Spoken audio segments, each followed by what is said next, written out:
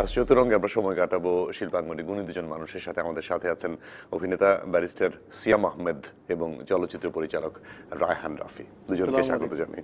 ওয়ালাইকুম আসসালাম। কেমন আছেন? অবশ্যই ভালো আছেন। দুজনকে অবশ্যই অভিনন্দন জানিয়ে নিই শুরুতে, কারণ পরপর দুটো হিট ছবি, পোড়ামন 2 এবং সবশেষ দহন, এই দুটো জিনিস এবং বাকি সব নিয়ে তো কথা বলবোই। সিয়ামের সাথে কথা বলা শুরু করি। চলচ্চিত্রের শুরু, একই বছরে দুইটা সিনেমা এবং দুইটাই সুপারহিট, নিশ্চয়ই ভালো লাগছে, কিন্তু এর থেকে বাড়তি কিছু শুনতে চাই। এর থেকে বাড়তি কিছু হচ্ছে ভালো লাগার সাথে অ্যাড হয়েছে একটা নতুন চ্যালেঞ্জ। কারণ এর আগে এক্সপেরিমেন্ট করার অনেক সুযোগ পেয়েছিলাম, যে কারণ কারো কোনো এক্সপেকটেশনস ছিল না অতটা, হয়তো ভালো হবে হয়তো খারাপ হবে, বাট লাস্ট ফিল্মটা মানে দহন পর্যন্ত প্রত্যাশার পারদটা এত উপরে উঠে গিয়েছে যেটা খেয়াল করে দেখলাম। আর এখন তো সোশ্যাল মিডিয়ার যুগে কল্যাণে দর্শক কি ভাবছেন অনেক কিছু আমরা জানতে পারি খুব সহজে। তো দহন আসলে আমার মানুষের কাছে আমার প্রত্যাশাটা অনেক বাড়িয়ে দিয়েছে। ইনফ্যাক্ট আমার, পূজা, রাফি, আজিজ ভাই প্রত্যেকেরই প্রত্যাশাটা অনেক গুণে বাড়িয়ে দিয়েছে। তো আমাদের দায়িত্ববোধটাও বেড়ে গেছে, যে কোনো কাজ চাইলেই করে ফেলতে পারছি না। অবশ্যই। রায়হান রাফি, দুটি হিট সিনেমা, একই কথা বলি আপনাকেও, পরপর দুটি এবং মানে সিয়ামের সঙ্গেই, এবং পোড়ামন 2 এবং দহন, দায়িত্ব বেড়ে গেছে। হ্যাঁ, এটাই দায়িত্ব বেড়ে গেছে এবং দর্শকদের প্রতি কমিটমেন্টটা বেড়ে গেছে। আসলে আমরা যখন হলে হলে ঘুরলাম দহনের সময়, আমি বিশেষ করে কিছু হলে গিয়েছিলাম, এই যে মানুষের ভালোবাসা, কিছু মানুষ বলতেছে ভাই পোড়ামন 2-র মতো আরেকটা ছবি যদি হইতো, কিছু মানুষ বলছে ভাই দহন এত সুন্দর, পোড়ামন থেকেও ভালো হয়েছে। এই যে মানুষের ভালোবাসা, এবং সামনে কি আসতেছে ভাই, সামনে ঈদে কিন্তু অবশ্যই ছবি লাগবে, হল মালিকটা বলতেছে ভাই পোড়ামন 2-এর মতো বছরে একটা ছবি হইলে আমরা কিন্তু বাঁচতে পারবো। তো এটা আসলে ভালোবাসার জায়গা থেকে খুব শান্তি লাগে, কিন্তু দায়িত্ববোধটা বেড়ে দেয়। মানে এখন আরো নতুন নতুন চ্যালেঞ্জ, আরো ভালো করতে হবে, সেটা থেকেই আসলে চিন্তা ভাবনা আমাদের। তো ভাবছিলাম যে দুটো ছবি পরে একটু গ্যাপ নিব বা আমরা একটু বিশ্রাম নিব, বাট সেটা মনে হচ্ছে না, আমরা আবার কাজ শুরু করেছি দর্শকের জন্য। এই প্রসঙ্গে আসবো অবশ্যই।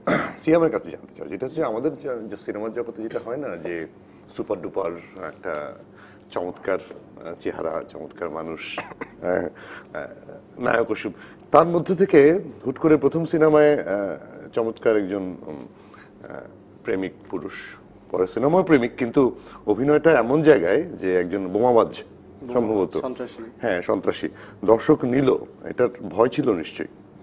ভয় ছিল, সত্যি কথা ভয় ছিল, তবে সাহসের জায়গাটা এটা ছিল যে আমাদেরকে খুব বেশি না এক্সপেরিমেন্ট করার সুযোগটা আমরা পাই না ম্যাক্সিমাম ক্ষেত্রে। আর আমার জন্য প্রবলেমটা তখন ক্রিয়েট হয়ে গিয়েছিল পোড়ামন 2 যখন ব্যবসা সফল হয়ে গেল, তখন স্বাভাবিকভাবেই মানুষ যখন আমাদের কাছ থেকে আরেকটা সিনেমা এক্সপেক্ট করছেন, তারা ভাবছেন যে যেহেতু রোমান্টিক হিট করেছে তো রোমান্টিকই করবে, অথবা অ্যাকশন খাচ্ছে তাহলে অ্যাকশনই করবে। তবে অ্যাকশন করার পরে আবার যেটা থেকে বের হয়ে সম্পূর্ণ অপোজিট কিছু করা, অথবা রোমান্টিকটা হিট হয়েছে এরপরে যে আমার ডার্ক শেডের ক্যারেক্টার প্লে করা, আমি পার্সোনাল ভাবে নায়কোচিত কোনো কিছু আমার মধ্যে খুব বেশি একটা নেই। সো আমি নায়ক নিয়ে অথবা অন্যান্য জিনিসগুলো নিয়ে চিন্তা করি না। আমার কাছে ইম্পর্টেন্ট হচ্ছে ওই স্ক্রিপ্টটা এবং ওই স্ক্রিপ্টে আমার ভূমিকা কি। তো আমার কাছে কেন জানি গ্রে শেডের ক্যারেক্টার খুব ভালো লাগে। আমার কাছে মনে হয় যে এদের লেয়ার অনেক বেশি অ্যাক্টিং এর জায়গা থেকে, পুরোটা সাদা না।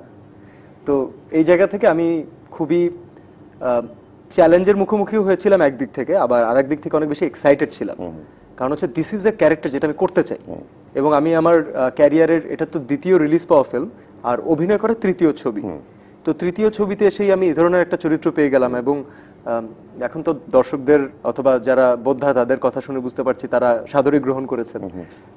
তো আমার খুবই ভালো লাগছে যে দর্শক তথাকথিত নায়কের বাইরেও যে একটা ক্যারেক্টার নেয় এখন, এবং স্টোরি ম্যাটার করে সবচেয়ে বেশি, story is the biggest superstar, এটা অনেকটা স্ট্যাবলিশ হয়ে গেছে এখন। সো এর জন্য খুবই ভালো লাগছে। রাফিকেও একই প্রশ্ন আসলে, এই অবস্থায় মাত্র দ্বিতীয় ফিল্মে এসে আপনি এরকম একটি ডিফারেন্ট টাইপের কাহিনী তৈরি করলেন এবং একটা চরিত্র তৈরি করলেন, সেই সিনেমা নিয়ে বাজারে এলেন খুব কম সময়ের মধ্যে। হ্যাঁ, প্রথমে বলে নিই যে আমাদের পোড়ামন 2 যখন রিলিজ হয়নি, মানে মুক্তি পায়নি, তখন থেকে আমরা দহনের কাজটি শুরু করেছি। তো তখন হয়তো জানতাম না পোড়ামন 2 হিট হবে। আমরা পোড়ামন 2 যখন রিলিজ তখন অলরেডি আমরা শুটিং করছি। আসলে সত্যি কথা, দহন আমরা হিটের জন্য বানাইনি। আসলে দহন একদম বিবেকের তাড়নায় আমরা নির্মাণ করেছি, আমি আমার ক্ষেত্রে। বাট আমার বিশ্বাস ছিল যে আমি সৎভাবে ছবিটি বানাতে পারি, বাংলাদেশের মানুষ অবশ্যই দেখবে, বাংলাদেশের মানুষ দেখেছে। যদি অনেকে বলেছিল এই ধরনের ছবি বাংলাদেশের মানুষ নেয় না, বা ছবি মানে নাচ গান থাকতে হবে, অনেক থাকতে হবে, যেটা হয়। মানে আমরা একদম রিয়েলিস্টিক ছবি বানানোর চেষ্টা করেছি, কারণ এই ছবির সাবজেক্টটা এমন ছিল, আমাদের দেশে ঘটে যাওয়া একটা এমন মর্মান্তিক ঘটনা। এবং আমি যখন ছবিটির আগে তাদের ফ্যামিলির বাসায় গেলাম, মানে গল্পটা যখন লিখি, আমার আরও দায়িত্ববোধ বেড়ে গেল যে এই গল্পগুলো আমাকে ফুটিয়ে তুলতে হবে। এবং নির্মাতা হিসেবে বলতে গেলে আমি অনেক ভাগ্যবান, এতগুলা জীবনের গল্প নিয়ে খেলতে পেরেছি। আসলে ছবিতে দেখা যায় হিরো হিরোইন বেস ছবি থাকে সাধারণত, দুইটা গল্প নিয়ে ডিরেক্টর খেলতে পারে, কিন্তু আমি অনেকগুলা ক্যারেক্টারের জীবন নিয়ে খেলেছি। এটা আসলে আমি আর ভবিষ্যতে এরকম ছবি বানাতে পারবো কিনা আমি জানি না, বাট দহন আমাকে আসলে অনেক কিছু দিয়ে দিয়েছে, এই জন্য আমি আসলে উপরওয়ালার কাছে কৃতজ্ঞ। কিন্তু দহন না মানে ভালো করলো খুব, একদম সিয়াম 3 সপ্তাহের মধ্যে 12টা টেলিভিশনের সম্ভবত প্রচার হলো ইলেকশনের আগে আগে একযোগে। এটি কি সমস্যা তৈরি করলো না, দর্শক হারালো না, যেটা আপনারা বলেন যে হলে গিয়ে সিনেমা দেখেন? Right right exactly. মানে আমি একটা একটু বলতে চাই এখানে, আপনার কাছে আসবো, আমি সিয়ামের কাছে আচ্ছা ঠিক আছে। মানে পরিচালক কিছু বলতে চাচ্ছি। আমার কাছে আমাকে অনেকে এই প্রশ্নটা করেছে এবং এটা খুব একটা রিসেন্ট কোয়েশ্চেন যেটা আমি ফেস করেছি। প্রথম কথা হচ্ছে, সিনেমাটা তো অভিনয় করা এবং বিপণন এবং তার অ্যাডভার্টাইজিং এর সাথে জড়িত থাকা পর্যন্ত কিন্তু আমাদের দায়িত্ব। এর পরবর্তীতে যে ডিসিশনগুলো আছে এখানে কিছু সূক্ষ্ম বিষয় আছে। We are not the policy maker for the film, we are not the decision taker, we are the face of the film. তো আমার ফিল্মের সার্বাঙ্গিক মঙ্গলের জন্য যা করা দরকার আমি সেটা করেছি। তবে এই যে কল যে আমি এটা কি আমার চ্যানেলে যাবে কি যাবে না, তবে এটাকে আমি এখনই দেবো কি পরে দেবো, এই পুরো বিষয়টা কিন্তু আমাদের আসলে প্রযোজকের উপরে ডিপেন্ড করছে এবং আমরা তার ডিসিশনটাকে রেসপেক্ট করি। কারণ যেই সময়টাতে এই ছবিটা দেখানো হয়েছে সেই সময়টাতে দহনের সাবজেক্ট ম্যাটারটা খুব রেলিভেন্ট ছিল। যদি একটা ফ্যামিলি অথবা একটা মানুষও এই ধরনের একটা অগ্নিকাণ্ড অথবা এরকম কোনো নেক্কারজনক ঘটনা থেকে ওই সময় মুক্তি পায়, কারণ আপনি ভালো মতো জানেন যেটা নির্বাচনের 2 দিন আগে দেখানো হয়েছে যতটুকু আমার মনে আছে, এবং 12টা টিভি চ্যানেলে যখন একযোগে প্রচার করেছে, আমি জানি যে পৃথিবীতে কোনো ফিল্ম একসাথে একই দিনে এতটা দেখানো হয়েছে নাকি, ইট মাইট বি আ রেকর্ড। সেই জায়গা থেকে কিন্তু লক্ষ্য ছিল একটাই, যে যেই বিষয়বস্তুর উপর বিশ্বাস করে আমরা ছবিটি নির্মাণ করেছি আরেকটা মানুষের প্রাণ যেন না যায় অকারণে, এরকম পলিটিক্যাল কারণে অথবা দেশের কোনো অন্য কোনো স্বার্থের জন্য আমরা যেন বৃহত্তর স্বার্থটাকে না হারাই, সেই মেসেজটা দেওয়া কিন্তু খুব ইম্পর্টেন্ট ছিল। এবং ওই দিন ছুটির দিন ছিল এবং মানুষ সেটা দেখেছে, তারা অ্যাপ্রিসিয়েট করেছেন, তারা দেখেছেন যে একটা মেসেজ এই ইয়াং ছেলে মেয়েগুলো কিভাবে দিতে চেষ্টা করছে। আমি অবশ্যই বলবো যে কিছু দর্শক হয়তো আমরা হারিয়েছি, but if you think about the brighter side, যত মানুষকে দেখানো সম্ভব ছিল তার থেকে 12 গুণ বেশি মানুষকে আমরা দেখাতে পেরেছি এবং ডেফিনেটলি সেটা একটা মার্ক ছেড়ে গেছে। হয়তো এর পরবর্তীতে আমাদের টিম যখন আরেকটা কাজ নিয়ে আসবে তখন হয়তো এই মানুষরাই বলবে যে লাস্ট ছবিটা আমি দেখতে পারিনি হলে গিয়ে, এই ছবিটা মিস করা ঠিক হবে না, বাচ্চাগুলো ভালোর চেষ্টা করছে। তো আমার কাছে এটাই মনে হয় যে একটা বড় অ্যাচিভমেন্ট, মেসেজটা দর্শকের কাছ পর্যন্ত সরাসরি যেতে পারলো কি পারলো না, and I think we were successful on that, কিছু হলো সাকসেসফুল। সিয়াম আসলে আমার কথা বলে দিল। আমরা আসলে আমি প্রথমে যে কথাটা বললাম, এই সব ছবি তো আসলে ব্যবসার জন্য বানানো হয় না। আমরা যে কনসেপ্টটা ছবিটা বানিয়েছি, আমাদের সবারই একটা ইচ্ছা ছিল এই ছবির পরে যেন আর একটা বাসেও পেট্রোল বোমা না পড়ে। সেই দিক থেকে আমরা সফল। এত বড় একটা নির্বাচন গেল আমাদের দেশে, এই ঘটনাটা আর ঘটেনি। তার মানে মানুষের মধ্যে এখন সচেতনতা বেড়েছে, যেটা আমরা চেয়েছিলাম। এবং একটা নির্মাতা, একটা অভিনেতা, অভিনেত্রী সবাই চায় তার কাজটা যেন সবাই দেখুক, তো সেটাই আমাদের সুযোগ হয়ে গেছে। এবং যেহেতু নির্বাচনের আগে ঠিক ওই সময়েই ঝামেলাগুলো হয়, ঠিক সেই সময় ছবিটি দেখানো হয়েছে, এটা হয়তো দেশের জন্য ভালো হয়েছে। তো হয়তো কিছুটা ব্যবসা আমরা কম করেছি, বা দেশের স্বার্থে এতটুকু আমরা করতেই পারি। কিন্তু একটা অভিযোগ আছে যে এই সিনেমাটা 12টা টেলিভিশনে নির্বাচনের আগে আগে প্রচার করার কারণে একটি দলের পক্ষে গেছে বা প্রচারণার পক্ষে গেছে, এরকম একটা অভিযোগ করা হয়। দেখেন, আমার মনে হয় না বাংলাদেশের কোনো নাগরিক পেট্রোল বোমাকে সাপোর্ট করে, আগুনে পুড়িয়ে জীবন্ত মানুষকে মারাকে সাপোর্ট করে। এটা তাদের বিপক্ষে গিয়েছে যারা আগুনে পুড়িয়ে মানুষকে মারতে চায়। অবশ্যই। তো আমার মনে হয় না বাংলাদেশে এমন কোনো দল আছে যারা এটা বিশ্বাস করে এবং যারা এটাকে মানে যে আগুনে পুড়িয়ে মানুষ মারাটা জায়েজ বা এটা ঠিক। হ্যাঁ প্লিজ, কথার সাথে যদি পারমিশন দেন, সেটা হচ্ছে দহন যদি আপনি দেখে থাকেন অথবা যারা দেখেছেন তারা হয়তো রিলেট করতে পারবেন, দহনে কোনো পলিটিক্যাল দলের কথা মেনশন করা হয়নি, কোনো পলিটিক্যাল মানুষকে ইঙ্গিত দেওয়া হয়নি যে এর মদতে এগুলো হতে পারছে। আমরা জায়গাটাকে উজ্জ্বল রেখেছি, কারণ ওটা আমাদের চিন্তার বিষয় না। যেটা খারাপ সেটা সব ধর্মেই খারাপ, যেটা ভালো সেটা সার্বজনীন সবার কাছে ভালো। যদি এই দেখার পরে, এই স্টোরিটা দেখার পরে কেউ মনে করেন যে তাদেরকে কেন্দ্র করে অথবা তাদেরকে পয়েন্ট আউট করে কোণঠাসা করে আমরা ছবিটি বানিয়েছি, আমার মনে হচ্ছে তাহলে তার নিজের নিয়তে একটু ঝামেলা আছে। না হলে কিন্তু মানে ঠাকুর ঘরে কেড়ে আমি কলা খাই না, কেউ কাউকে কিন্তু পয়েন্ট আউট করা হয়নি। আমরা পুরো কথাই বলেছি হচ্ছে যে মানুষটা ভিকটিম এখানে তার জীবন নিয়ে। আমরা কথা বলেছি যে আরেকটা ছেলেকে যেন বৃহত্তর রাজনীতির স্বার্থে তাকে যেন ভিকটিম করে এই কাজগুলো না করানো হয় সেটা নিয়ে, আর একটা তুলা যেন তৈরি না হয়। একদম। তো আমাদের এজেন্ডা খুব ক্লিয়ার ছিল যে আমরা কিসের জন্য ছবি বানাচ্ছি। কোনো পলিটিক্যাল দলকে সাপোর্ট করা আমাদের কাজ না। এবং সত্যি কথা হচ্ছে যখন এই অগ্নিকাণ্ডগুলো আমাদের দেশে হয়েছে অথবা মানে এই সহিংসতাগুলো হয়, এটা তো আমাদের কারো অজানা না যে কে কার স্বার্থে কি করে। অবশ্যই। তো আমাদের কাজ ছিল যে সাধারণ মানুষের জীবনের দুঃখ বেদনাটাকে দেখানো, যে একজন মানুষ হারিয়ে গেলে পুরো পরিবারটার কি কষ্টটা হয়, একজন মারা যায় না পুরো পরিবারটাই মরে যায়। একদম। আমার মনে হয় দ্যাট ওয়াজ আওয়ার এজেন্ডা এবং we were on that point. আমরা একটু দর্শকদেরকে মনে করিয়ে দিই যেটা নিয়ে কথা বলছি, দহনের ট্রেলার আমাদের কাছে আছে। একটু চমৎকার। শুটিং গুলো কোন জায়গাতে হয়েছে? এই পুরো ঢাকাতে বেশি না ঢাকার বাইরে বেশি? হ্যাঁ, যেহেতু গল্পটা ঢাকার, আমরা একদম রিয়েল লোকেশনে শুটিং করার চেষ্টা করেছি, যেটা আমাদের অনেক কষ্ট হয়েছে।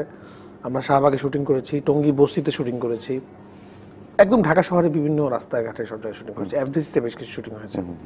কাজগুলো যখন দহনের পাশাপাশি কাজটা করছেন আপনারা, দুঃখিত, পোড়ামন 2 এর পাশাপাশি দহনের কাজ করছেন, তাহলে কি পোড়ামন 2 এর পাশাপাশি না, পোড়ামন 2 হলে চলছে, তখন কাজটা চলছে, মানে হিট হচ্ছে আস্তে আস্তে, তখন আমরা আসলে দহনে শুটিং করছি সবাই। আমরা কিন্তু পোড়ামন 2 এর যে সাকসেসটা সেটা খুব ফার্স্ট হ্যান্ড এনজয় করতে পারিনি, কারণ তখন আমরা পুরোপুরি ভাবে দহনের ভিতরে ছিলাম। আচ্ছা। এবং আমরা বলেছিলাম যে আমাদেরকে কিছুদিন বিরতি দিতে, কারণ হচ্ছে আমি দুই দিকে কনসেন্ট্রেট করতে পারছি না। আমার জীবনের প্রথম ছবি, সেটা হলে চলছে আর আমি শুটিং করছি। আরেকটা মজা ছিল, আমি পোড়ামনের সময়, আমি শুটিং এর সময় দেখা যায় ক্যারেক্টার মানে সিয়ামের নাম যেটা থাকে সিনেমাতে, সেই নাম ধরেই ডাকার চেষ্টা করি, না আমি ওদেরকে ওইভাবেই দেখি। তো পোড়ামনে অনেকদিন ছিলাম, তো আমরা পোড়ামন 2-তে আমি দহনের শুটিং এ 1 সপ্তাহ পর্যন্ত ওদেরকে সুজন পরি বলে ডাকছি, সুজন এই কাজটা করো না, তখন ওটা বলতো রাফি আমরা কিন্তু এখন দহনে শুট করছি। তো এটা আসলে হয়তো ভালো হয়েছে। গল্প অবশ্যই শুনবো। একটা ছোট বিরতির সময় হচ্ছে, ফিরে এসে আবার গল্প করছি। দর্শক আমাদের সঙ্গে থাকবেন, আমাদের সঙ্গে 2 জন অতিথি আছেন, অবশ্যই আমরা গল্প সামনের দিকে এগিয়ে নিয়ে যাব। আবারও স্বাগত চতুরঙ্গে। আজকে আমাদের অতিথি অভিনেতা ব্যারিস্টার সিয়াম আহমেদ এবং চলচ্চিত্র পরিচালক রায়হান রাফি, যেটি নিয়ে আসলে দহনে আছি। দহনের রিলিজ পাওয়ার আগে থেকেই একটা বেশ আলোচনার মধ্যে, সমালোচনার মধ্যেও বলতে পারি, একটা গান নিয়ে বেশ আলোচনা হয়েছে। গানটা নিয়ে অনেকবার আপনারা অবশ্যই বলেছেন, আবারও শুনতে চাই যে গানটার মধ্যে এমন কি ছিল যে এটা নিয়ে এত কিছু হতে হলো, এবং শেষ পর্যন্ত গানটার কথা বোধে পরিবর্তন করতে হয়েছে, শব্দ পরিবর্তন করতে হয়েছে। গানটাতে কিছু আমরা এমন একটি গান বানাতে চেয়েছিলাম, যেহেতু ছবিটা 100% রিয়েলিস্টিক। আমরা চেয়েছিলাম এই ধরনের ছেলে, এই ধরনের ক্যারেক্টার, তুলা ক্যারেক্টার, যারা রাস্তায় বড় হয়, যাদের বড় হওয়া বস্তিতে, যারা স্কুলে কখনো যায়নি, যাদের কথায় বার্তাই গালাগালি, মানে এই ধরনের ছেলেরা যেরকম হয়, আমরা এই ধরনের ছেলেরা যা বলে সেই ভাষায় একটা গান বানাতে চেষ্টা করেছিলাম। তো সেই ভাষাটা কারো কারো কাছে ভালো লাগেনি, তো মানে আমরা রিয়েলিস্টিক গান বানাতে চেষ্টা করছি। পরে যখন দেখলাম যেহেতু আমাদের ছবিটা ফ্যামিলি নিয়ে অনেকে দেখতে যাবে, এখানে অনেক বাচ্চা কাচ্চা থাকবে, যেহেতু কিছু মানুষ বলছে এটা তাতে ভালো লাগছে না, তখন আমরা পরিবর্তন করে দিলাম।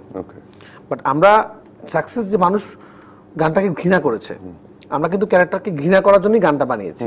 কারণ এইরকম ক্যারেক্টারকে মানে হিরো হিসেবে নেওয়া কিছু নেই এখানে। সিয়াম কিন্তু এই নেগেটিভ গানটা গায়নি, এই গানটা গেয়েছে তুলা ক্যারেক্টারটা, এবং তুলা ক্যারেক্টারটা সমাজকে ধ্বংস করে। এই ধরনের ক্যারেক্টারটা আমাদের কনসেপ্টটাই ছিল যে আমরা যেন আর কোনো তুলা যেন এই ধরনের ক্যারেক্টারে না যায়, এরকম ভয়ঙ্কর নেশায় না যায়। তো আমরা আমাদের দিক থেকে সাকসেস বলা যেতে পারে। মানুষটাকে ঘৃণা করেছে, এটাকে স্টাইল হিসেবে নেয় নেই যে সিয়াম এটা করছে আমরা এটা করবো। তারা বলছে না এই কাজটা সিয়াম তো একদম ভালো করে নেই, তো এটা আসলে দরকার। কাজটা সিয়ামের না, আসলে কাজটা তুলার। এখানে অনেকে গরমিল লাগিয়ে ফেলে, ওটা আমার গাওয়া কোনো গান, সেটা তুলা ক্যারেক্টারের, তার লাইফস্টাইলের গান। আর আমার সামহাও মনে হয়েছে, আমি এখানে রাফির সাথে একটু ডিফার করবো, আই এম সরি, বাট আমার কাছে মনে হয়েছে যে দিন শেষে আমরা একটু হিপোক্রেসির পরিচয় দিয়েছি। কারণ যখন আমি এটা শুটিং করেছি তখন আমি কিন্তু বারবার জিজ্ঞেস করেছি যে ওয়াই দিস ল্যাঙ্গুয়েজ, অথবা কেন এটা আমি বলবো, আমাকে এক্সপ্লেন করো, কনভিন্স মি। তখন আমাকে কনভিন্স করা হয়েছে যে এই ক্যারেক্টারটার লাইফস্টাইল এরকমই, এ কোনো কমোডালা ওয়াশরুমে যে কোনো কাজ করছে না, তাকে রাস্তাঘাটেই জাগরণ করতে হয় এবং তার লাইফস্টাইলের ভিতরে এটা জড়িত। তখন আমি বললাম যে আর কি থাকতে পারে এখানে, সে যে ড্রাগসের সাথে সে জড়িত ছিল সেটার কথাও আসবে। বিকজ আপনি যখন একটা জিনিস রিয়েলিস্টিক্যালি বানাবেন অথবা র ভাবে বানাবেন, আপনাকে সবকিছু র রাখতে হবে। তো আমি কিছু রাখবো, কিছু ঢেকে রাখবো, কিছু দেখাবো না, আমি এইটা আমি নিতে পারি না। তো আলটিমেটলি জিনিসটা আমি কেন ডিফার করছি ওর সাথে এটাও বলি, কারণ হচ্ছে যখন এটাকে তারা এত বোল্ড স্টেপ নিল যে আমি এটা প্রচার করব, যখন মানুষ সিনেমাটা দেখবে তখন তারা বুঝতে পারবেন যে আমরা রং ছিলাম না, এটা লাইফস্টাইল, এটা স্টোরি আলাদাভাবে দেখলে একরকম, 2 মিনিটের কন্টেন্ট একরকম, 2 ঘন্টার সিনেমা একরকম। তো আপনাকে ওটা মাঝখানে দেখতে হবে। আলটিমেটলি বিভিন্ন সোশ্যাল প্রেশার, বিভিন্ন কালচারাল প্রেশারে জিনিসটা চেঞ্জ করতে হলো, এবং চেঞ্জ করে যদি আমি আলটিমেটলি আবার বলি যে এখানে আসলে অনেক সুধী সমাজ যাচ্ছে, তো এই সুধী সমাজের জন্য আমার মনে হয়েছে জিনিসটা ভালো হয়েছে না, দিস ইজ হিপোক্রেসি। আমি কোনো হিপোক্রেসি লাইফে চাই না, আমি ওটা বিলিভ করেছি ওই সময়, না হলে আমি শর্টটাই দিতাম না। আমার ডিরেক্টর আমাকে কনভিন্স করেছে অ্যাজ অ্যান অ্যাক্টর, আমি সেটা আমার যখন আমি শর্টটা দিয়েছি আমি কিন্তু এটা করব কি করব না, যাবো কি যাবো না এমন ভাবে করিনি, আমি কনফিডেন্ট হয়ে করেছি যে হ্যাঁ এটাই ঠিক পৃথিবীতে, কারণ আমি তুলা। পরবর্তীতে যদি আমাকে এটার সাফাই খেতে হয় যে আমি এটা কেন করেছি, sorry, I am not convinced with this, আমি এই হিপোক্রেসি পছন্দ করি না। এবং পরবর্তীতে একটা সভ্য সমাজের জন্য একটা ভার্সন ইউটিউবে আপলোড করা হয়েছে, যার নিচে 90% মানুষই বলেছে আগের ভার্সন ভালো ছিল, এইটা মজা পাচ্ছি না, এটা স্টোরির সাথে যায় না। তো আপনাদেরই ডিসিশন ছিল, এখন আপনাদের সামনে যা আছে তাই। আমি কনভিন্সিংলি করেছি, এবং আমি এখনো বলবো যে আমাকে যদি চ্যালেঞ্জিং কোনো কাজ করতে দেওয়া হয় তখন দর্শককেও সেই চ্যালেঞ্জটা গ্রহণ করার মানসিকতা থাকতে হবে, শুধু আমরা করে ফেললাম তাহলেই হবে না। সিয়াম ভাই মাত্র 2টা সিনেমা আসলো, এর মধ্যেই শত শত হাজার হাজার নারীর হৃদয় ভেঙে বিয়ে করে ফেললেন হুট করে, 7 বছরের প্রেমের পরিণতি। এতে আপনার যেটা হয় আমাদের কনসেপ্ট সাধারণত, নায়ক বিয়ে করে ফেলেছে বা নায়িকা বিয়ে করে ফেলেছে, ওটা তার ভক্তরা খুব এটা নিতে পারে না, এরকম কোনো ভয় কি আছে? তাহলে তো বিয়েই করতাম না যদি ভয় থাকতো। আমার তো মনে হয় যে এখন এতদিন মানুষ আমাকে পর্দায় নায়ক হিসেবে বলেছে, এখন আমাকে বলা উচিত আমি বাস্তব জীবনের নায়ক, কারণ আমি আমার 7 বছরের কমিটমেন্ট রক্ষা করতে পেরেছি। মানুষ যেখানে 7 দিন একসাথে থাকতে পারে না, 7 মাস একসাথে থাকতে পারে না, সেখানে আমরা 7 বছর ধরে একটা সম্পর্ক পারিবারিক দিক থেকে মেনটেন করেছি পরিবারের সম্মতিতে, এবং আমরা কমিটমেন্টে ছিলাম যে ইয়েস আমি আমার পড়াশোনা শেষ করে আসলে, তার পড়াশোনা শেষ হলে উই উইল গেট ম্যারিড, কারণ এটাই তো একটা সম্পর্কের ফাইনাল ডেস্টিনেশন যদি আমি ধরি। তো আমাদের সবকিছুই না কেন জানি ভালো জিনিসটাকে আমরা উল্টে দেই, খারাপ জিনিসটাকে আমরা দেখি। কখনো যদি আমি আমার ফ্যামিলির মানুষজনকে স্বীকার না করি, অথবা তাকে যদি আমি তার প্রাপ্য সম্মানটুকু না দেই, সেটা হচ্ছে জঘন্য কাজ হয়, এবং সেটার জন্য ব্যাশিংটা পাওয়া উচিত, অথবা তার জন্য দর্শক কমে যাওয়া উচিত। যদি কেউ কমিটমেন্ট রক্ষা করে তার জন্য তো তার ভালোবাসা, রেসপেক্ট আরো বেড়ে যাওয়া উচিত। অবশ্যই। তো আমার কাছে মনে হয় যে যদি আমি আরো 5 বছর পরে অথবা 10 বছর পরে এই সিদ্ধান্তটি নিতাম, আমি আজকে ওইটা নিয়ে কথা বলেছি যে আল্লাহর রহমতে আমি জানি যে আমি খুব বেশি ট্যালেন্টেড না, কিন্তু প্রচুর হার্ডওয়ার্কিং, এবং হার্ডওয়ার্কিং মানুষজন কোনো না কোনোভাবে কোনো না কোনো জায়গা থেকে বের হয়ে আসে। তো আল্লাহ তাআলা যদি সবকিছু ঠিক রাখেন, নেম ফেম অথবা যা কিছুই বলেন না কেন, মিডিয়ার এক্সপোজার বলেন, কাজ বলেন, আগামী 5 থেকে 7 বছরে কোনোটাই কিন্তু কমবে না। এবং আমি ভালো কাজ করলে আমার দর্শক এবং ফ্যান কখনোই কমছে না, মানে বাড়ছে। তো 7 বছর পরে জুয়েল ভাই আমার জন্য কি আরো ইজি হতো ওই সময় গিয়ে বিয়েটা করা? আমার তো মনে হয় যে this is the right time to B married. একদম রাইট টাইম। কিন্তু আমরা তো প্রথম সিনেমা হিট হওয়ার পরে পূজার সঙ্গে আপনার বিয়েও দিয়ে ফেলেছি, মানে আমরা মানে গসিপ, এই গসিপ গুলোকে আসলে কিভাবে দেখবেন? আমার তো খুব মজা লাগে শুনতে, আমার খুবই মজা লাগে। মজা লাগে কারণ হচ্ছে আমার একটা আফসোসের জায়গা ছিল যে সবার নামে কত কথাবার্তা শুনি, আমার নামে কিছু বের হয়নি। তো একটা সাহসের জায়গাও ছিল, একটা প্রাইডের জায়গাও ছিল। আবার মাঝে মাঝে ভাবতাম যে আরে এগুলো তো ইন্টারেস্টিং, মানে এতটা কাল্পনিক ভাবে জিনিস লেখা যায়, এটা তো ফিকশন লিখতে পারে। তো আমার কাছে তখন খুব মজা লেগেছে জিনিসগুলো পড়ে, এবং আমি ওটা ছিল আমাদের সবার ডেইলি লাইফ এন্টারটেইনমেন্ট। আমরা একজন আরেকজনকে পাঠাতাম, এই তোর সাথে নাকি আমার বিয়ে হয়ে গেছে। Interesting, that's interesting. Okay, Raihan Rafi, পরবর্তী কাজ নিয়ে আসি এবার আলোচনায়। যেহেতু দুটি হিট একই বছরে পেয়ে গেছে, নিশ্চয়ই আপনারা শুরু থেকেই বলছেন যে আপনাদের দায়িত্ব বেড়ে গেছে। এখন ওই আজকে একজন বলছিল যে প্রথম দুটো হিট করলে চলবে না, পরেরটাও কিন্তু হিট করতে হবে। বলছি ভাই এটা প্রথম ছবি পরের মানসিকতা বলছে যে প্রথম ছবি হিট করছে, পরের ছবি হিট করতে তাহলে কিছু লাগবে। আমাকে তো প্রথম ছবির সময় বলা হচ্ছিল যে তুমি কিন্তু নাটক থেকে রিপ্রেজেন্টেটিভ হয়ে সিনেমাতে যাচ্ছ, তোমাকে কিন্তু প্রথম ছবিতেই 6 মারতে হবে। আচ্ছা, প্রথম ছবি হিট হয়েছে, তোমাকে প্রথমটা কিন্তু অনেকেরই হয়ে যায়, দ্বিতীয়টা আরো বড় হিট করতে হবে। আচ্ছা, এখন এটা একটা হিট ফ্লপ আমি বিশ্বাস করি এটা আল্লাহর হাতে, এবং এটা আসলে অনেক ভালো ছবি অনেক সময় হিট করে, অনেক হিট করে না, আবার অনেক খারাপ ছবি অনেক সময় হিট করে যায়। তো আমি হিট ফ্লপের জন্য ছবি বানাই না আমরা, আসলে আমি মন থেকে ছবি বানাই, যে গল্পটা বলতে চাই সেটাই সৎভাবে বলার চেষ্টা করি, মানুষ যেন গ্রহণ করে সেভাবে বলার চেষ্টা করি। তো যদি পোড়ামন যেভাবে বানিয়েছি, দহন যেভাবে বানিয়েছি সততার সাথে, সেভাবে যদি পরের ছবি বানাতে পারি, হয়তো সফল হবে বা হয়তো বিফল হব। বিফল হলে শিখবো কিভাবে সফল হওয়া যায়। বাট দর্শকদের প্রতি দায়বদ্ধতা বেড়ে গেছে। মানে এখন যা তা স্ক্রিপ্ট নিয়ে বা দহন বানানোর পর আসলে যেটা হয়েছে, পোড়ামনটা ঠিকঠাক ছিল, একটা রোমান্টিক গল্প, বা দহনটা আমি একটু বেশি বড়, মানে একটু বেশি ম্যাচিউর লেভেলে ছবি বানিয়ে ফেলেছি আসলে। তো এরপর দর্শক আমার কাছ থেকে আরো ভালো কিছু আশা করে। সেই দিক থেকে চিন্তা করে আমরা স্ক্রিপ্টিং করছি। আমরা অলরেডি ঘোষণা দিয়ে দিয়েছি ঈদের ছবির, বিস্তারিত কিছুদিন পরে ইনশাল্লাহ সবাইকে জানাবো। মানে হচ্ছে আগামী রমজানের মানে ঈদে পোড়ামন 2 যে ঈদে এসেছিল, রমজান ঈদে, সেই ঈদে ইনশাল্লাহ আমরা একটা ধামাকা নিয়ে আসার ট্রাই করবো আর কি, যদি সবকিছু ঠিকঠাক থাকে। ওকে, শুভকামনা থাকলো অবশ্যই। এর মধ্যে সিয়ামের একটি খবর পেয়ে গেছি আমরা, ফাগুন হাওয়ায় কাজ করেছেন, তৌকিরের সাথে তৌকির আহমেদের সাথে কাজ করেছেন, সেটি সম্পর্কে জানতে চাই। এর মধ্যে বোধহয় প্রচারণা শুরু হয়ে গেছে। প্রচারণা আজকে আমরা শুরু করেছি অফিসিয়ালি। আর এটা আমার, এই ছবিটা হচ্ছে আসলে অনেকটা স্বার্থপরভাবে ছবিটা আমি করেছি সত্যি কথা বলতে। কারণ এই ছবির যে গল্প, এই ছবির ডিরেক্টর, তার আগের ছবিগুলো, আমি তৌকির ভাইয়ের পার্সোনালি আমি তার ডিরেকশনের ফ্যান, আমার কো আর্টিস্ট। সর্বমোট আমার স্টোরির প্রেক্ষাপট 1952 সালের ভাষা আন্দোলন। আমি কোনো একটাকেও যদি সাইড করতে পারতাম তাহলে বলতাম ওকে ফাইন, আমি ছবিটা না করি। আমি একটাকেও ফেলতে পারছি না। প্রত্যেকটা জিনিস এত অ্যাকুরেট ছিল, এত ভালো কাস্টিং, এত ভালো কো আর্টিস্ট পাওয়া টাফ। আপনি যদি দেখেন বাংলাদেশে 52 ভাষা আন্দোলনের মতো এত ইম্পর্টেন্ট একটা প্রেক্ষাপট, কিন্তু কষ্টের কথা কি জুয়েল ভাই, আমরা কিন্তু 52 ভাষা আন্দোলন নিয়ে অত ফিল্ম বানাতে পারিনি যতটা আমরা 71কে নিয়ে বানাতে পেরেছি।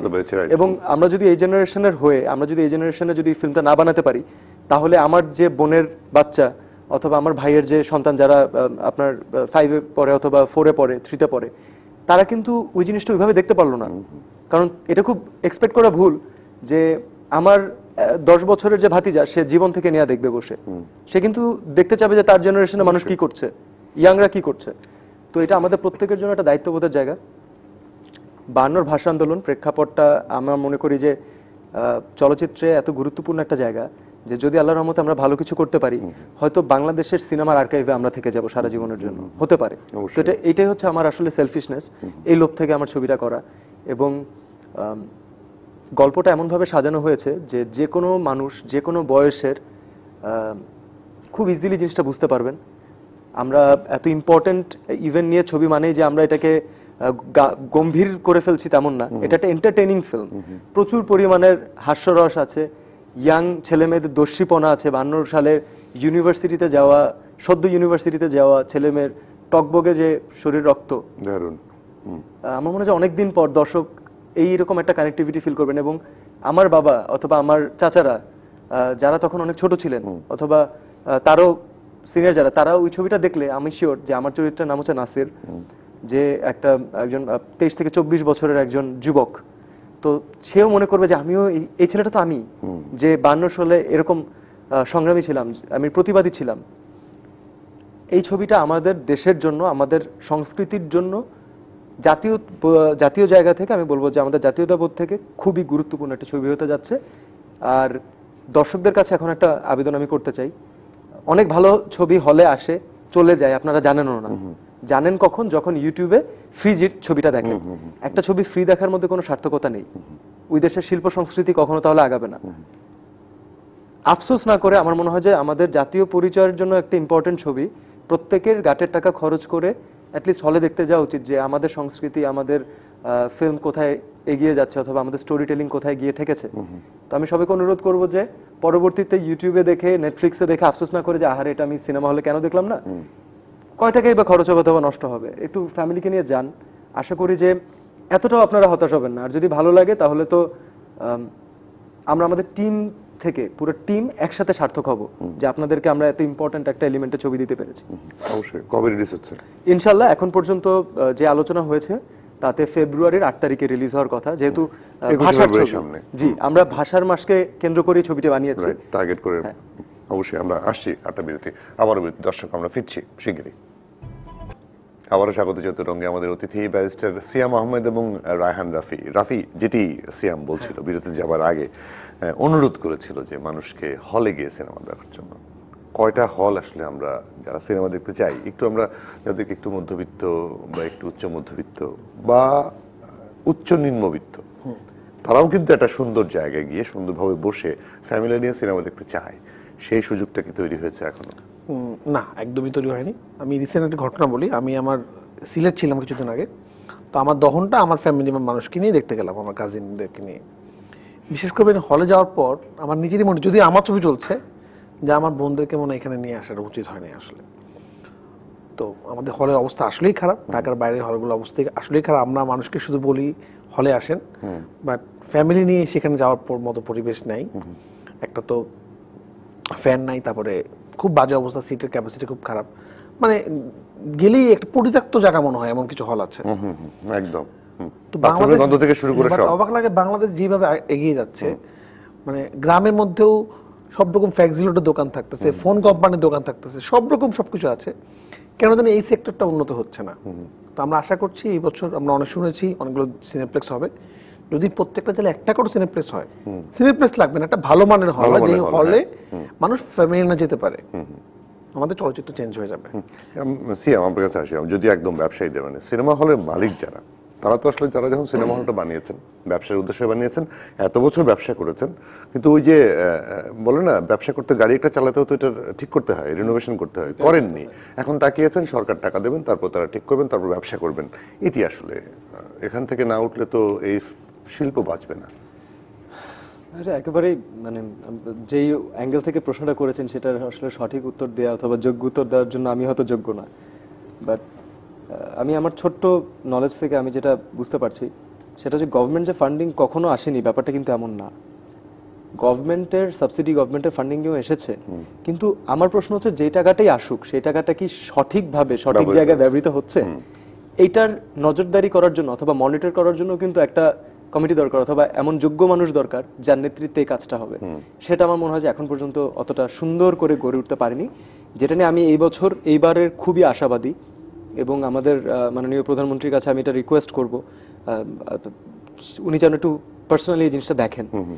আর সবাই আমরা বলছি যে প্রত্যেকটা জেলাতে অ্যাটলিস্ট মাল্টিপ্লেক্স না হলেও একটা দেখার মতো একটা সিনেমা হল অথবা যেগুলো আছে সেগুলো রেনোভেট করা, বাট এটা কিন্তু এখনো খুব সোজা ঘটনা না। আমার প্রশ্ন হচ্ছে যে আমাদের দেশে এত বড় বড় কোম্পানি আছে, এবং কিছু কিছু কোম্পানি তো আমাদের এখন মাল্টিন্যাশনাল বিজনেস করছে, আমাদের দেশের কোম্পানি, এই তারা যদি তাদের নিজেদের অ্যাডভার্টাইজমেন্টই দিক, আমার কথা তারা এমন একটা চুক্তি করে নিক যে 1 বছর এক্সক্লুসিভলি এই হলে আমি আমার অ্যাডভার্টাইজ দেবো, এক্স কোম্পানি তার বিজ্ঞাপন থাকবে, 1 বছর পরে পুরোটা আমি রেনোভেট করে দিচ্ছি, 1 বছর আমি দিলাম, এরপর থেকে আমি একটা স্মল অ্যামাউন্টে এখানে প্রমোশন করে দিচ্ছি, বাট রেনোভেশনের দায়িত্বটা সরকারের সাথে সাথে আমিও নিয়ে নিচ্ছি। 3 পার্টি আছে এখানে, সরকারও কিছু একটা সহযোগিতা করলো, কারণ সরকারের পক্ষে তো সবগুলোতে সব 100% সহযোগিতা করা সম্ভব না, এটা বললেই হবে না, সবার লিমিটেশনস থাকে। হল মালিক তার নিজের জায়গা থেকে কিছু ইনভেস্ট করলেন, আর একটা কোম্পানি দায়িত্ব নিল প্রমোশনের মাধ্যমে একটা টাকা দেওয়ার। 3 পার্টি যদি এখান থেকে একভাবে এগিয়ে আসে, আমার মনে হয় যে কাজটা কিন্তু খুব বেশি কঠিন হওয়ার কথা না। আর বারবার আমি বলছি সরকারের উপর এককভাবে দায় চাপালে হবে না, সরকারেরও সীমাবদ্ধতা থাকে অবশ্যই। তো এখানে প্রাইভেট কোম্পানিগুলো, হল মালিক এবং যারা সিনেমাকে ভালোবাসে, যারা এখন আমাদের চলচ্চিত্রাঙ্গনে আমাদের যারা গার্জিয়ান, এখন মুরব্বী যারা, তাদেরকে খুব শক্ত হাতে একটু এটা দেখতে হবে আমার মনে হয়। এবং সিনেমা অঙ্গন থেকে সরাসরি এবার আমরা এমপিও পেয়েছি, জি, এবং আমরা যেখানে বসে কথা বলছি সেখানকারই আমাদের এই স্টেশনের এলাকারই এমপি, আমাদের সবার গর্ব। তিনি অবশ্যই রাফি, যেটি আসলে সিনেমা হল তৈরি করার জন্য কিন্তু অনেক অল্প সুদে ঋণ দেওয়ার ব্যবস্থা আছে, 7 বছর ধরে আছে, এবং সেটি কতজন নিয়েছে আমরা জানি না। পাশাপাশি সিনেমার যেতে হয় যে একটা বাজে অবস্থা ছিল, এখন তো ভালো অবস্থা, এখন অবশ্যই হল মালিকটা এগিয়ে আসা উচিত। সেখান থেকে ডিরেক্টরস গিল্ড যেটা আপনাদের আছে, পরিচালক সমিতি, প্রযোজক সমিতি, তাদের কোনো উদ্যোগ আমরা দেখি না, কিন্তু এটা আসলে অনেক সিনিয়র মানুষরা সেখানে বসে আছেন, তাদেরকে নিয়ে কথা বলতে চাই না আমি, বাট আমার একটাই কথা, আমার যেটা মনে হয়, আমাদের প্রোডাক্ট যদি না থাকে, আমি শুধুমাত্র হল নাই বলে আমি দোষারোপ করবো না, অনেক হল কিন্তু ছবি নাই, তাহলে কিন্তু হল চলবে না, ছবিও থাকতে হবে। দেখেন, আপনি দেখেন একটা ভালো ছবির পর এখন কিন্তু মার্কেটে কোনো ছবি নেই, নতুন ছবি নেই, এরকম কিন্তু ওয়ার্ল্ডে কোথাও হয় না, প্রতি সপ্তাহে সপ্তাহে ছবি থাকে। যে মানুষটা আয়নাবাজি দেখেছে তারা কিন্তু ভুলে যাচ্ছে ছবি দেখার কথা, অনেক দিন পর যে তারা হয়তো পোড়ামন 2 দেখছে, অনেক দিন পর আবার তারা ঢাকা একটা দেখছে। উচিত ছিল কিন্তু প্রতি উইকে উইকে তারা ছবি দেখবে, কারণ সবাই কিন্তু ছুটির দিনটা কাটাতে চায়। তো আমাদের প্রোডাক্টটা নাই, সেক্ষেত্রে ভালো ছবি হতে হবে, ভালো কন্টেন্ট হতে হবে। হল মালিকটা যখন ভালো ব্যবসা করবে তখন হল মালিকদের আগ্রহ জাগবে, হ্যাঁ আমরা ছবি বানাই। তো এই 2018 সালটা আমাদের জন্য অনেক ভালো, আমার মনে হয় অনেকগুলো ভালো ছবি ব্যবসা করেছে। এবং একটা কনসেপ্ট দেখো, কম্পিটিশন ছাড়া কোনো মার্কেটে প্রোডাক্ট গ্রো করা সম্ভব না।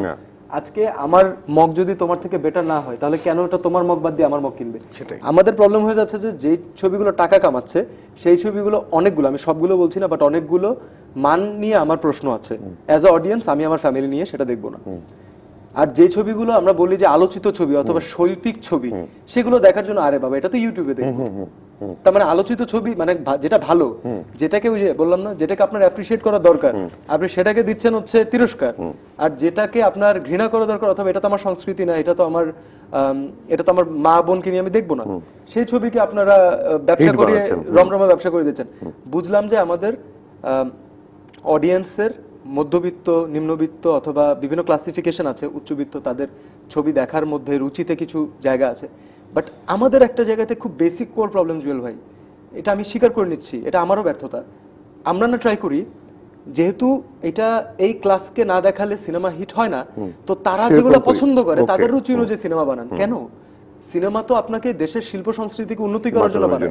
আপনি এমন কিছু বানান যেটাতে আপনি তাদেরকে উঠিয়ে এনে আপনার রুচিতে নিয়ে আসবেন। অবশ্যই এটা নিয়ে আমাদের কিন্তু কোনো চেষ্টা নেই। এটা আমি জানি যে হয়তো এই কথাটা বলার সাথে সাথে আমাকে অনেকগুলো আমি এখানে সিএমকে কথা বলতে চাই দর্শকদেরকে। আমাদের দর্শক এখন অনেক উন্নত হয়েছে।